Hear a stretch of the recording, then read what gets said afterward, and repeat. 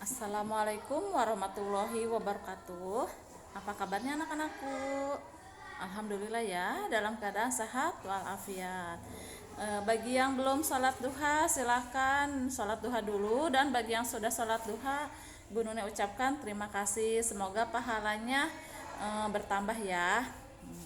Baiklah, sebelum belajar tematik kali ini kita baca basmalah dulu. Bismillahirrahmanirrahim. Yang akan kita pelajari tematik hari ini adalah pembelajaran 3. Silakan dibuka halaman 62-nya. Perubahan lingkungan dapat disebabkan oleh beberapa faktor ya, baik itu oleh faktor manusia ataupun faktor alam. Faktor alam diantaranya adalah adanya bencana seperti tanah longsor dan abrasi.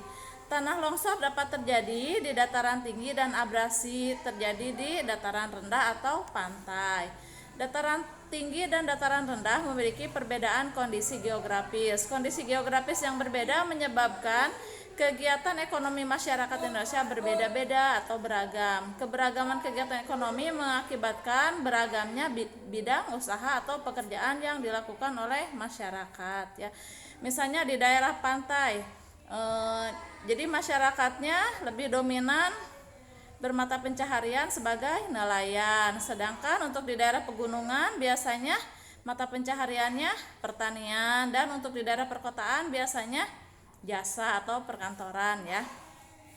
Baiklah, di sini ada yang akan membaca desa tradisional dan unik di Indonesia ya. Silahkan kalian dibaca halaman 62 sampai halaman 64-nya. Setelah dibaca, dengarkan lagi ya, Bu Nuning jelasin. Pada subtema sebelumnya telah dipelajari berbagai bidang usaha. Pengelolaan usaha dapat dilakukan sendiri maupun berkelompok. Usaha yang dikelola sendiri umumnya menggunakan modal sendiri, tenaga sendiri, dan ada juga yang dibantu tenaga lain sebagai pekerja dan bertanggung jawab pada diri sendiri. Keuntungan yang diperolehnya pun untuk diri sendiri. Usaha yang dikelola sendiri disebut juga dengan usaha perseorangan. Contohnya usaha perseorangan adalah sebagai berikut. Yang A, di bidang pertanian. Sebagian besar usaha di bidang pertanian dilakukan secara perorangan. Contohnya adalah petani yang menggarap sawahnya untuk ditanami padi. Yang B, bidang perdagangan. Usaha bidang perdagangan juga banyak dilakukan secara perorangan. Contohnya usaha perdagangan kecil dengan membuka toko atau warung di rumah ya. Yang C, bidang jasa. Usaha bidang jasa juga banyak dilakukan secara perorangan, misalnya montir bengkel, potong rambut, dan sopir angkutan umum. Ya, mungkin itulah beberapa jenis usaha perorangan ya, baik dari bidang pertanian, perdagangan maupun jasa. Baiklah, kita beralih ke bencana alam yang dapat menyebabkan perubahan lingkungan.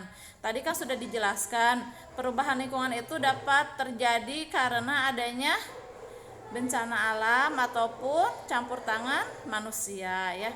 Bencana alam yang menyebabkan perubahan lingkungan. Berbagai bencana alam yang sering terjadi di sekitar kita juga dapat menyebabkan perubahan lingkungan. Apa saja bencana alam tersebut ya yang dapat berdampak pada perubahan lingkungan? Yang A, erosi. Erosi adalah peristiwa pengikisan tanah oleh angin, air, atau es. Erosi dapat terjadi karena gejala alami atau kegiatan manusia. Pengaruh erosi antara lain sebagai berikut ini. Yang satu, menipisnya permukaan tanah bagian atas sehingga kesuburan tanah berkurang. Yang B, menurunnya kemampuan tanah menyerap air sehingga potensi terjadinya banjir sangat tinggi. Yang C-nya, pendangkalan sungai karena terjadi sedimentasi atau pengendapan butiran tanah yang terangkut oleh aliran air. Sungai yang dangkal mengganggu jalur pelayaran ya. Yang B-nya sekarang abrasi, tadi erosi yang A, sekarang yang B abrasi. Abrasi adalah proses pengikisan pantai oleh tenaga gelombang laut dan arus laut yang bersifat merusak. Abrasi disebut juga erosi pantai. Walaupun abrasi bisa disebabkan oleh gejala alami, tetapi manusia sering disebut sebagai penyebab abrasi. Misalnya, kegiatan penggalian pasir dan pengangkatan karang di kawasan pantai ya. Abrasi membuat wilayah daratan semakin berkurang, bahkan jika abrasi terjadi pada pulau kecil, maka pulau itu dapat hilang tenggelam. Yang C, banjir. Banjir dapat disebabkan oleh hujan deras dalam waktu lama atau air laut pasang yang tinggi. Tanah longsor juga dapat menyebabkan banjir jika longsoran tanah membendung aliran sungai.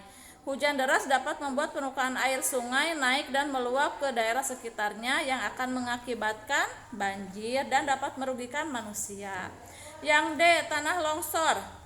Tanah longsor adalah peristiwa longsornya tanah dan batuan ke bawah bukit.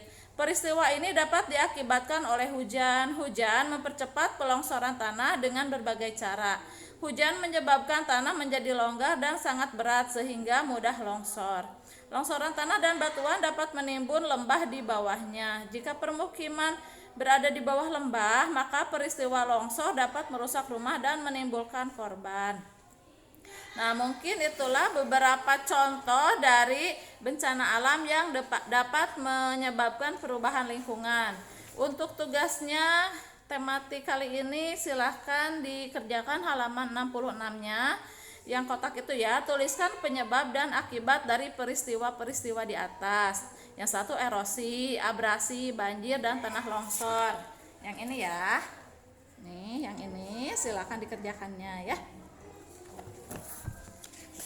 Nah, mungkin penjelasan Bu Nuni tentang bencana alam yang dapat melakukan perubahan terhadap lingkungan sampai di sini dulu. Insya Allah kita disambung lagi ya. Setelah belajar tematik kali ini, marilah kita membaca hamdalah. Alhamdulillahirabbil alamin. Mohon maaf apabila ada kesalahan dan kekurangan. Terima kasih. Wassalamualaikum warahmatullahi wabarakatuh.